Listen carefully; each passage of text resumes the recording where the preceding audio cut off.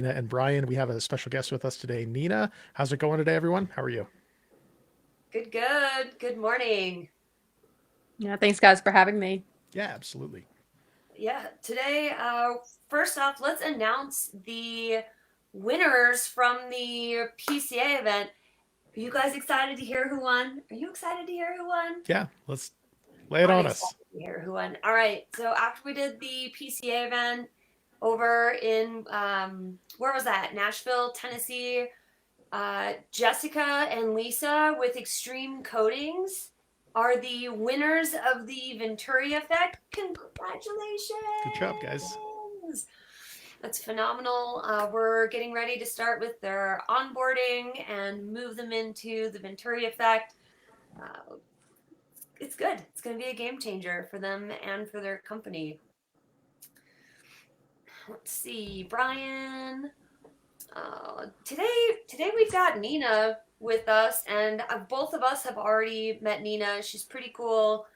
Want to introduce her to you all so you know a little bit about her and what she does. Nina's one of the founders of Scaling Lean, and they create systems for marketing and some sales and the back end of ops that streamline our company.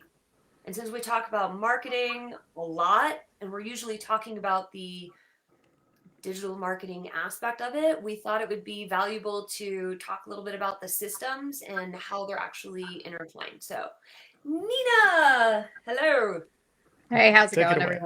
everyone? All right, so where should we start here?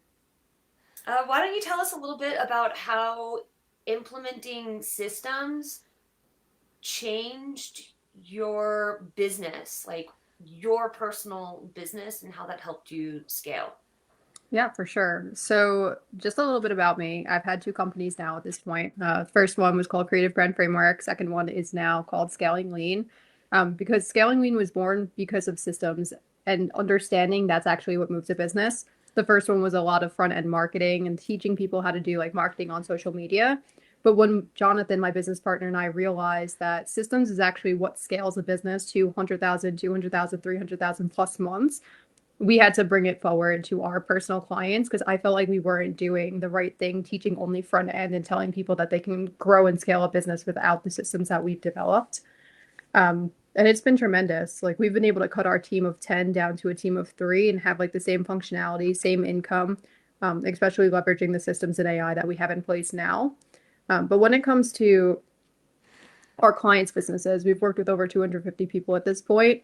It's just having them have that. It's very similar to what you were going through, Rena, of like scattered different processes in place and really consolidating it into one system. We use Conversion Pro. I know you guys use Fusion Vine, which is awesome for contractors, and bringing everything into a consolidated state where you can see where leads are coming from, where the numbers are currently, and just having like more control over the data in order to make proper decisions in order to grow and scale your business, whether it's hiring team members, where to put ad spend, what to double down in terms of content and networking, etc. Oh, that's amazing. And it does work that way with like after the systems are in place with my first company, we I was doing it all originally. And once I got the software and systems into place for the marketing, for the follow-ups, for the CRM, like I scaled massively. I had a team of 32 in no time, and I was able to coordinate, organize, and hire someone to put them in place as the operator.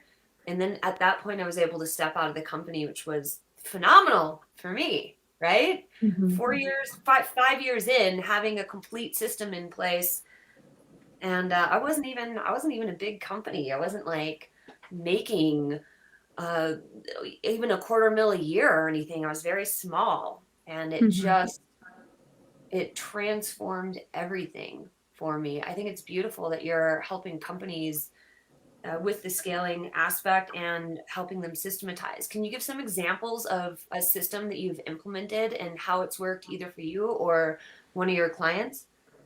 Yeah, for sure. So a lot of times people will have a lot of great marketing on the front end. And I'll take Eric. He's a great example. He is a coach who helps people with affiliate marketing and kind of just teach the processing of affiliate marketing. Mm-hmm. So he was really big on TikTok. He grew his following to 125,000 people.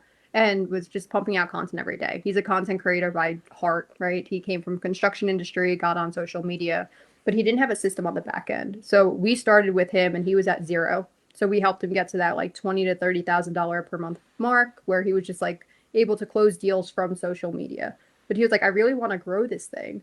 So Jonathan and I actually hopped into his back end and we realized he had a marketing system to get people from like social media into his ecosystem, but he didn't have a proper CRM.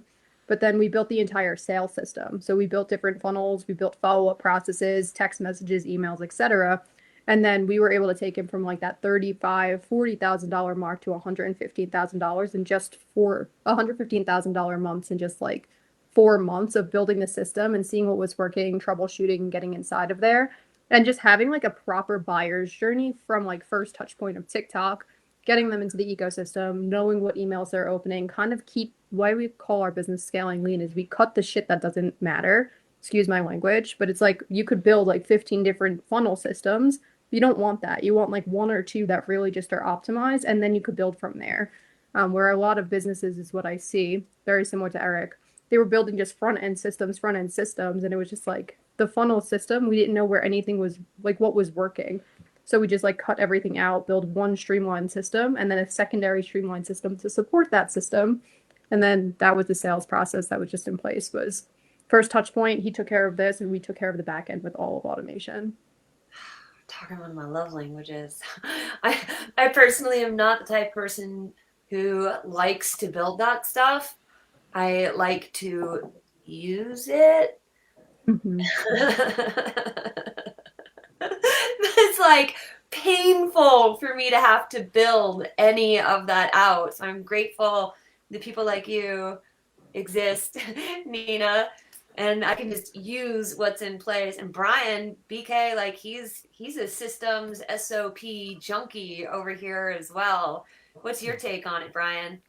Yeah, for me, systems are absolutely imperative. Whether it's a simple checklist. I mean, really, at the end of the day, the system that gets used is a system that works. And so, again, like as Nina was saying, you could have a bunch of scattered, fragments of what, we do this, then we do this or whatever. But unless it's a cohesive, like end to end system, it oftentimes you'll find fractures or breaking points within it. So, yeah, I agree with that completely. For a lot of the stuff that I do, it's heavily reliant on systems because most of the things I work with are bots, right? And so if you're not properly coding out a bot, it's going to get to a particular thing, and if you're not explicit with how you want it to work, that bot fails. It's not going to do anything that it's not coded to do, or if it hits a dead end and it's like, well, we got to the end point here, and you're not seeing that system all the way through from end to end to end to end, or chaining them, you're going to end up with a lot of you end up with fragments. Mm-hmm. I love that point, Brian, because I could even say people that are scared of numbers inside of business are going to have a very hard time to scale. And I feel like a lot of the Yep. things that you do and a lot of the things that we do here at Scaling Lean is connecting the numbers to make them make sense of conversion points, drop off points, etc. But if people are Mhm. not looking at these numbers, there's no way that they can truly scale with a systematic way. You could have like these months where people are coming in from social media and there will be influx, but there was no predictability behind it. Whereas when you have these like touch points that end and start and end, it's a very easy way to see like where there's drop off and kind of leakage in the funnel and or leakage in the system. And that's how you can just plug it up and keep them moving along. And numbers is what's going to run and scale the business at the end of the day, is how I personally see it. And if people are not willing to look at the numbers, have the spreadsheets, have the data, have the CRM telling you what it is, there's no like true decision making in the process. And if there's no true decision making, we're kind of just throwing spaghetti at the wall and seeing what sticks without actually trying to build like the entire, I guess you could say, meal, which is like the system. Yep. I agree on that. When Brian and I take on a client with Venturi, we make sure that they have a system in place. And it's night and day difference when I'm talking with the owners of the companies or the marketing director, and we're diving through the numbers to see where the gaps are at in their analytics and their organic.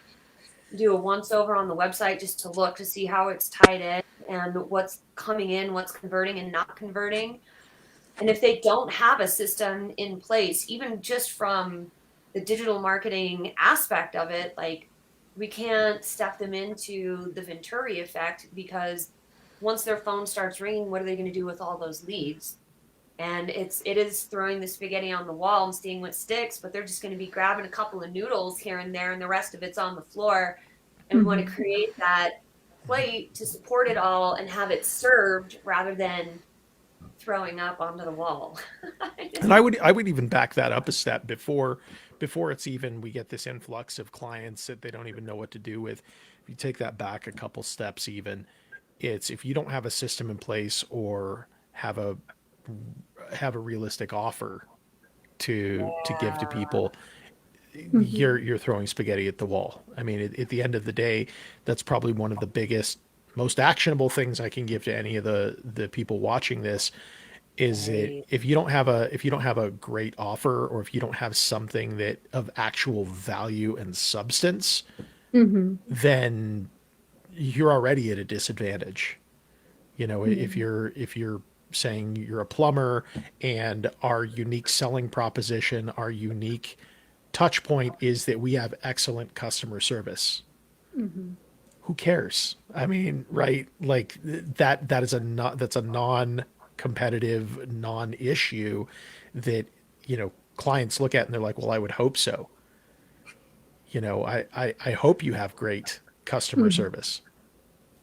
So, Yeah. There's the balance between the three that we typically lean into. And I'm working with a catering slash private chef company right now that 100% is exactly what you're saying. So there's three pillars that we always lean into. It's marketing, sales, and operations for client success. And if you have all three dialed in, a lot of people focus on marketing and they're really good at sales, but they're really crappy at client success. Or they're really good at client success and they're really bad at marketing and sales. And marketing and sales are pretty much intertwined. But there is a balance at scale. So if like you're pulling in with if you're not really good at your operations for client success and you're not able to deliver at like mass, like if you're getting leads and you're not able to close them and then deliver, it doesn't really matter what type of systems you have in place. Like each system of marketing systems, sales systems, and client success have to be like linear and operate in like a very streamlined way, or your business is going to collapse and fail. Doesn't matter what business it is. We've worked with coaching companies, we've worked with contractors, we've worked with private chefs, etc., lawyers, and doctors' offices. It's like everything has to be like a unison. Where if you are marketing and you are selling, you're going to have to be able to deliver. And if you are trying to deliver, you're going to need someone to deliver to. So they have to work in yeah. unison. Well put. That's Yeah. beautiful. That's how it all ties in. It's the systems with sales, marketing, finance, and technician who's actually doing the work, like the five pillars of business building. As so us as founders can step in or out and work on the business rather than in the business. Man, this is a very complete and robust conversation. I'm enjoying this. Some of my favorite topics. Yeah. I know that you were just at the PCA event, Rena. Can you tell us a little bit what it was like to kind of connect with the contractors there and what they're up to and why you were there? Yeah.